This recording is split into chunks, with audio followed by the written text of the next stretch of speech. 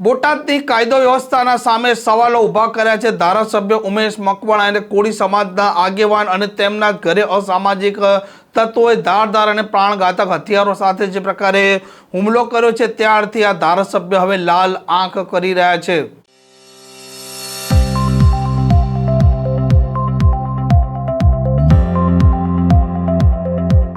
નમસ્કાર, આપ જોઈ રહ્યા છો હોટલાઇન ન્યૂઝ। બોટાદ જિલ્લા છે તેની કાયદો વ્યવસ્થાના સામે ધારાસભ્ય ઉમેશ મકવાણાએ લાલ આંખ કરી છે। જે પ્રકારે આ તરઘરા ગામના સરપંચ છે બાપભાઈ સાકરિયા, તેમના જ ઘરે અસામાજિક તત્વો જાય છે, તેમના પરિવાર પર પ્રાણઘાતક હથિયારો સાથે હુમલો કરે છે। આ ઘટનાને પગલે સૌ કોઈ લોકો ભયભીત થઈ જાય છે। ધારાસભ્ય પહોંચે છે પોલીસ અધિક્ષકની કચેરીએ અને બોટાદમાં જે પ્રકારે કાયદો વ્યવસ્થાને લઈને હાલ સ્થિતિ ઊભી થઈ છે તેને લઈને તેમણે અનેક પ્રકારના સવાલો પણ ઊભા કર્યા છે। એટલે આવતીકાલે હવે કોર્ટ ખુલે, બરાબર? એટલે કલમ ઉમેરવા જો અમારે કોર્ટમાં રિપોર્ટ કરવો પડે। એકવાર એફઆઈઆર થઈ ગઈ હોય ને પછી કોઈ કલમ ઉમેરું કરવું હોય ને, વકીલ સાહેબ અહીંયા હાજર જ છે, એક વકીલ સાહેબ છે અહીંયા। અરે હું પોતે સાહેબ, જો તમને કદાચ મારો ધારાસભ્ય પછી ભીડો, હું પોતે યુનિવર્સિટીમાં ગોલ્ડ મેડલિસ્ટ છું, ઇતિહાસમાં યુનિવર્સિટી ભાવનગર યુનિવર્સિટી પાસ છું, બરાબર? મને બધી કાયદાની ખબર છે સાહેબ। એટલે આપણે કાયદાના વિષયમાં પડવું નથી। મારું ખાલી એક જ છે કે આ અમારા કોળી સમાજના આગેવાન છે, તમે એની હિસ્ટ્રી ચેક કરી લો, જિંદગીમાં કોઈ આને ઝઘડો નથી કર્યો, એવા આગેવાનોના ઘેરે સાહેબ ઘરમાં જઈને જીવલેણ હુમલા થાય તો આ ખરેખર ગંભીર વિષય કહેવાય। તમારા માટે કહેવાય, મારા માટે કહેવાય। ધારાસભ્ય તરીકે મારે શરમ આવી છે કે મારા બોટાદના જિલ્લામાં કાયદો વ્યવસ્થા કથરતી જાય છે। આજે પબ્લિક અમને પૂછે છે કે બોટાદમાં કાયદો વ્યવસ્થા સાહેબ સ્થિતિ શું છે?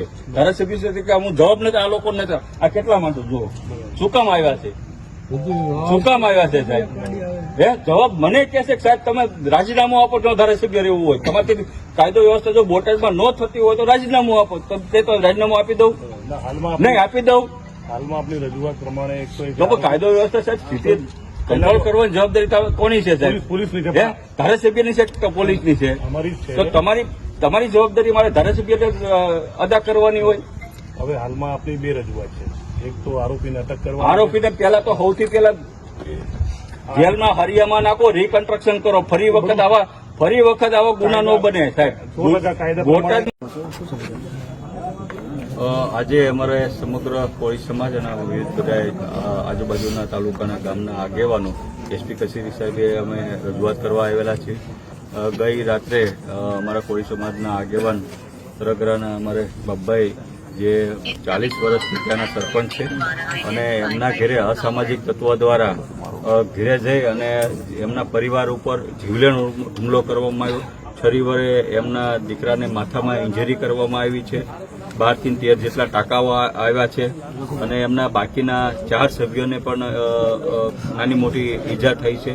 એટલે અમારી એક જ માંગ છે કે ભાઈ વારંવાર બોટાદ જિલ્લાની અંદર કાયદો અને વ્યવસ્થાની સ્થિતિ તમે જોયું છે કે છેલ્લા 2 થી 3 મહિના ખૂબ જ કથળી ગઈ છે। કોળી સમાજનો એક યુવા હતો જે પાળિયાદ રોડ ખાતે રહેતો પિન્ટુભાઈ, એને પહેલા અપહરણ કરવામાં આવ્યું આ અસામાજિક તત્વો દ્વારા। અપહરણ કરી અને અન્ય જિલ્લામાં અન્ય ગામમાં એને હત્યા કરી, એની લાશ ત્યાંથી પ્રાપ્ત થઈ।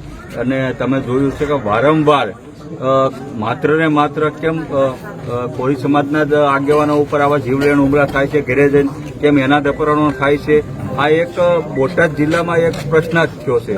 અને તમે જોયું છે કે ખાસ કરીને કોળી સમાજ એકલો નહીં પણ જેટલો નાનો સમાજ છે, પછાત સમાજ છે, બરાબર, એ વારંવાર બુટલેગરોના ટાર્ગેટમાં આવે છે, વારંવાર હિસ્ટ્રી સીટરોના ટાર્ગેટમાં આવે છે, વ્યાજખોરોના ટાર્ગેટમાં આવે છે। એટલે ક્યાં સુધી? અને તમે જોયું છે કે બોટાદ જિલ્લામાં એક પણ જગ્યા એવી નહીં હોય કે જ્યાં દારૂ ન મળતો હોય, સ્ટેન્ડ ખુલી ગયા છે, જુગારના અડ્ડાઓ નહીં હાલતા હોય, બરાબર?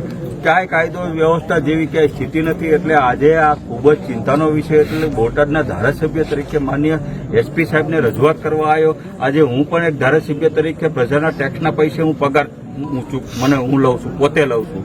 એવી રીતના માન્ય બોટાદના પોલીસ અધિક્ષક એ પણ પ્રજાના ટેક્સના પૈસે જ તે પગાર લે છે, બરાબર? આજે જો ધારાસભ્ય જો એસપી કચેરીએ લોકોની રજૂઆત કરવા આવતા હોય તો આજે તમે જોયું ખુદ એસપી સાહેબ નથી આવ્યા, એ એના પરિવાર સાથે મોજ કરે છે। આજે ધારાસભ્ય તરીકે આજે કાયદો વ્યવસ્થાની સ્થિતિ બોટાદમાં કંટ્રોલ રાખવી કે ન રાખવી ધારાસભ્યની ફરજ નથી, એ જે તે પોલીસ વિભાગની જવાબદારી છે. બોટાદમાં કાયદો વ્યવસ્થાની સ્થિતિ ન કથરે, બરાબર. આ જવાબદારી પોલીસ અધિક્ષકની છે. તેમ છતાં આજે મારે પોલીસની ભૂમિકા ધારાસભ્યને નિભાવવી પડે છે, એટલે આ ખૂબ જ શરમજનક ઘટના છે.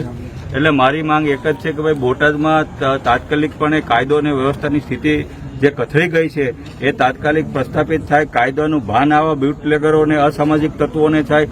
વારંવાર જે કોળી સમાજના આગેવાનોને ટાર્ગેટ કરીને જીવલેણ હુમલા ઘરે જઈને થાય છે, અપહરણો કરીને હત્યાઓ થાય છે, તાત્કાલિક બંધ થાય અને જે કાંઈ આની પાછળ વ્યક્તિઓ હોય એને તાત્કાલિક કડકમાં કડક કાર્યવાહી થાય. આ પ્રકારની ક્રાઇમ સ્ટોરી માટે હોટલાઇન ન્યૂઝ ચેનલ જોવાનું અને સબસ્ક્રાઇબ કરવાનું ભૂલતા નહીં. નમસ્કાર. આવા પ્રકારના વિડીયો તમને જોવા ગમતા હોય તો હોટલાઇન ન્યૂઝ ચેનલને લાઇક, શેર અને સબસ્ક્રાઇબ કરો.